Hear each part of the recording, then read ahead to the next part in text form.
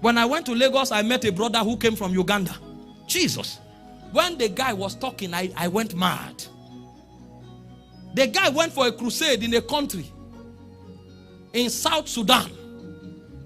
And as he was preaching on the altar, the head of the Taliban was walking into the crusade ground with 2 women.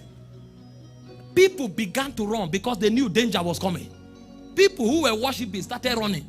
And the guy didn't know what was happening. He was just watching. And the guy came to him and said, this woman here has been blind for 7 years. Open her eyes or you die. So that one, there's nothing like atmosphere. There's nothing like I'm feeling oil on my head. Because as far as the Taliban is concerned, I can't read your Bible. I don't have time to hear your message.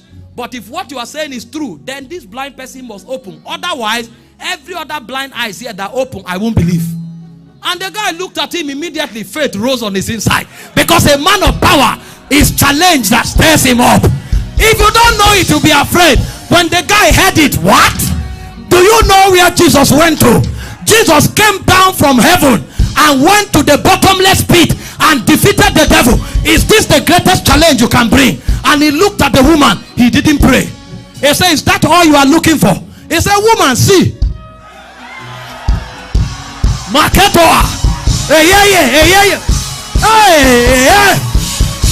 hey, hey. See, God, hear this. God is not afraid of challenge. He said, test and see that the Lord is good. He's not afraid. The guy said, because you challenge God openly, I will not pray. Woman, see. And eyes began to see. The Taliban knelt down and gave his heart to Christ because of power. It was the husband that said, one miracle is greater than 1,000 sermons. If our world see power, nobody will tell them whether our God is real or not. The guy entered a nation called Honduras and he wanted to preach there. And the president told him, all of you from Africa that come here to take money, you will print a lot of things on your poster that will never happen. At the end of the day, you collect offering and seed and leave our country with money. He said, if the things you wrote on the poster does not happen, I will jail you. The guy laughed. He said, now it's time to preach the gospel. Because the gospel is not English language. The gospel is the move of power.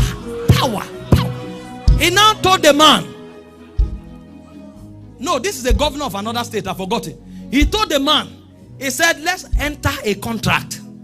He listed everything he said will happen. The dead will come back to life, the blind will see, the deaf will hear, the cripple will walk. And they signed the contract. If these things don't happen, jail me forever.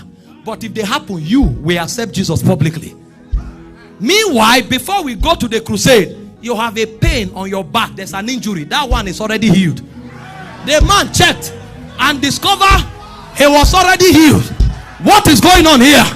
Hear this. Hear this. Nobody knows him in that state. And he didn't have money to spend on flyer. You know what they did? They came to the city and asked, where are the school of the deaf?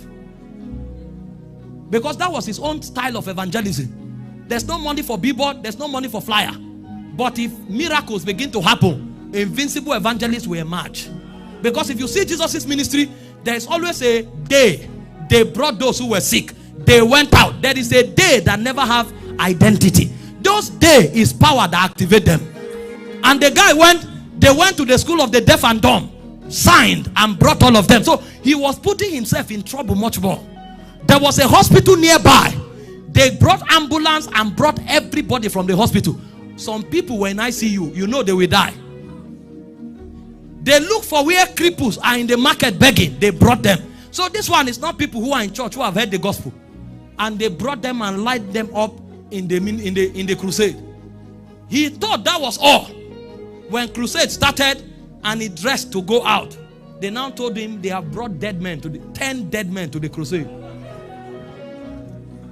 You will know that there is a realm of power that is superior to faith. Is it not when somebody hears your message that faith will rise? Do dead men hear messages? How does the deaf and blinds hear the message? So you don't have to hear, because the Great Commission is a commandment.